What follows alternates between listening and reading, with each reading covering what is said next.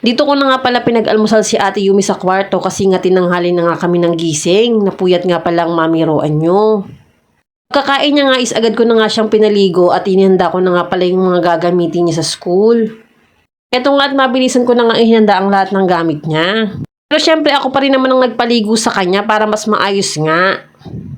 Ito nga at naayusan ko na nga rin pala ng buhok ang Ate Yumi at syempre nabihisan ko na nga rin siya at ready na nga siyang pumasok. Dahil Friday nga is for the munggo nga pala ang ulam namin ngayon. Ko na nga hinugasan yung munggo para nga maibabad ng ilang minuto. 3 beses ko pa nga tong hinugasan para nga malinis. After ko nga pala tong maibabad ay ipe-pressure cooker ko nga pala ito para nga mas mabilis ngang lumambot.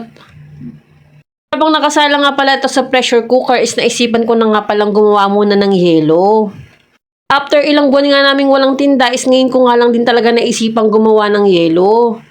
Kasi naman sobrang mabenta ngayon at sobrang init nga. Ang daming ang naghahanap dito sa amin. Ito nga pala yung paraan ng paggagawa ko ng yelo. Halos sobrang lalaki nga pala ng mga tindang yelo dito sa lugar namin. Sa halagang 5 piso, mineral na tapos sobrang laki pa talaga. Kaya ito nga pagdagawa na nga ang mami Roan nyo para kahit papaano naman is kumita kami dito. Yung mabebenta dito is ibibili na nga namin ng tubig. Mga nakakaraan kasi, ewan ko ba, basta tinamad lang yata ako kaya hindi nga ako gumagawa nito. Ngayon pala ako ng pambili kay tatay ng plastic kasi wala naman talaga akong ipambibili ng plastic. Tapos nga sayang din naman kasi yung rep namin, 2 rep, walang laman ang mga freezer. Ito nga nailagay ko na nga lahat sa freezer kaso yung isang rep namin is dinedefrost ko pa nga. Sa isang galon nga pala is nakagawa nga pala ako ng 22 piraso na yelo o diba?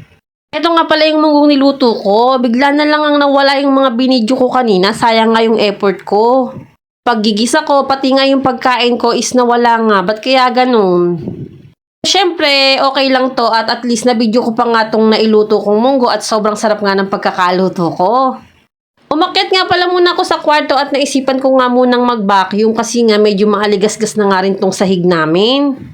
Sobrang nanghihinayang din talaga ako dun sa video ko kasi nga imbis na may content na nga ako is nabawasan pa nga. Pero okay lang, marami naman akong na video for today. Ito nga sinipag na nga ang mami Roan yung mag-vacuum. Tingnan nyo naman yung basura or alikabok na nakuha ko sa kwarto namin. Halos mga buhok ko nga ito, hindi na talaga natigil sa paglalagas ang buhok ko. At nung bandang hapon nga is for the tambay na nga kami dito sa kwarto at nakaligo na nga rin pala kaming lahat.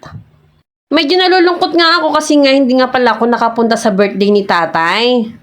Tuhin ko mang pumunta is wala akong magagawa kasi nga wala rin naman akong pamasahe. Tapos nga hindi ko ba malaman kung sino ang isasama ko sa 3 kong anak kasi ang hirap naman bitbitin ng 3 anak, diba? Tapos nga is sobrang init pa, okay lang yun, nauunawaan naman ako ng aking mga pamilya dyan sa Makabling.